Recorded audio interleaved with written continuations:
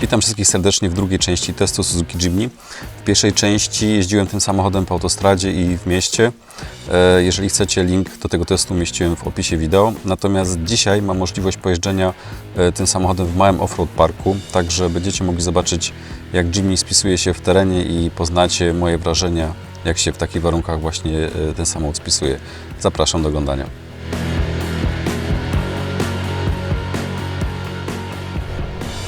Parę słów na temat warunków panujących i konfiguracji w aucie w tej chwili, co mamy włączone, więc jedziemy na pierwszym biegu na reduktorze, napęd oczywiście na 4 koła załączony. Warunki na zewnątrz panujące, temperatura w granicach 2-3 stopni na plusie, na wierzchu leży śnieg, ale pod spodem teren jest raczej już miękki, rozpuszczony, nie jest zmarznięte nic na kość za bardzo. Tutaj troszeczkę buja jak widzicie w tym zakręcie, ale dzięki temu mogę Wam powiedzieć, że zawieszenie jest naprawdę dosyć miękko zestrojone i dość dobrze wybiera takie nierówności. Nie jest aż tak twarde, jak można by było się spodziewać. Tutaj trochę pagórków. Jak widzicie, myślałem, że auto może gdzieś chlapaczem albo czymś się zawiesić, ale nie było żadnego problemu. Natomiast tą górkę, co widzicie przede mną, miałem troszeczkę wątpliwości. Czy wziąć większy rozpęd, czy nie, ale auto poradziło sobie naprawdę super, bez dodawania większej ilości gazu nawet.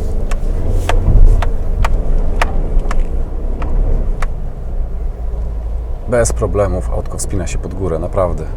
Jest bardzo dzielne.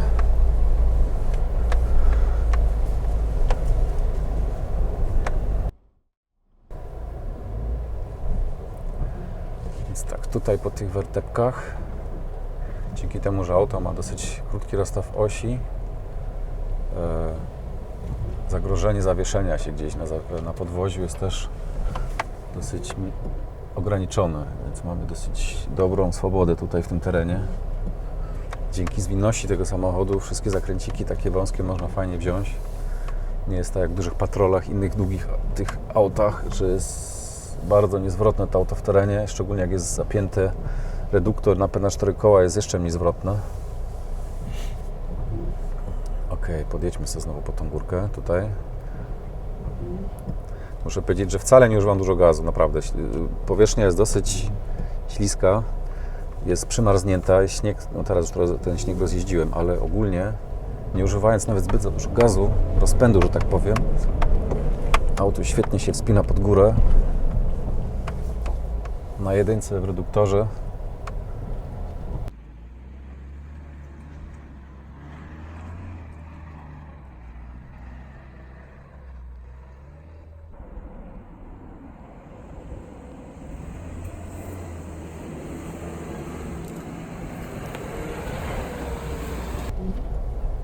Przyjemna sprawa, naprawdę.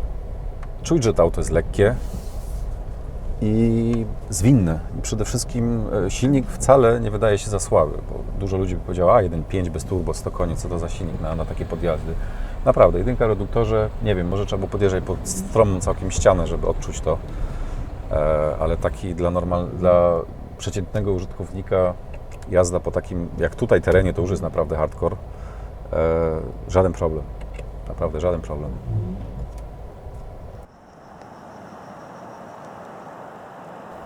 A teraz przejdę do testu jednego z wielu zresztą systemów elektronicznych, które są montowane w tym samochodzie.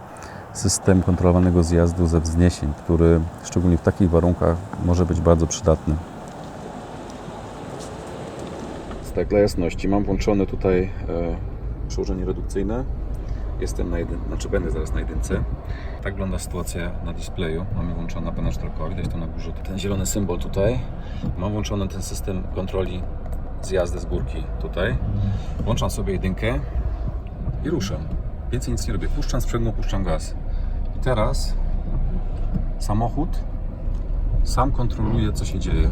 On sam sobie hamuje, tutaj nawet widać, jak kontrola trakcji mruga.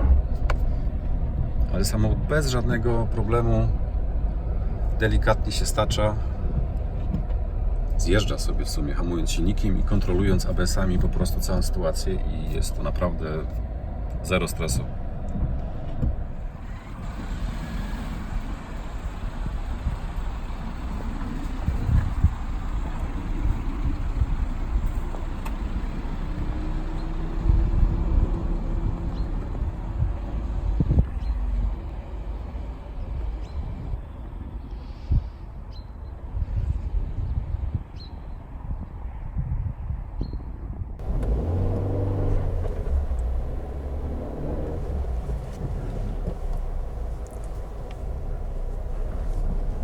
Teraz wjedźmy sobie po tą samą górkę.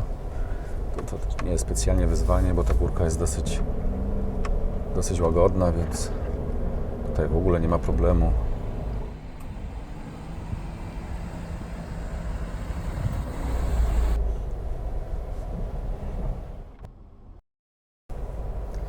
I żeby było śmiesznie, jeszcze raz podjadę sobie pod tą dosyć stromą górkę.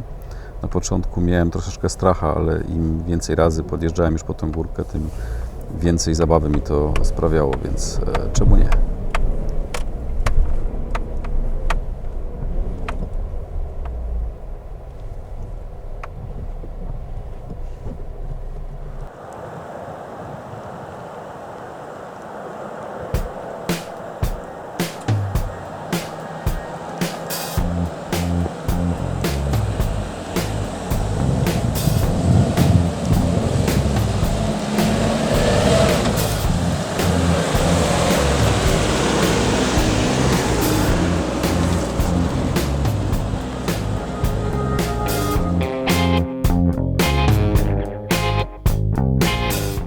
I to już koniec mojej dość krótkiej relacji z jazdy po wertepach.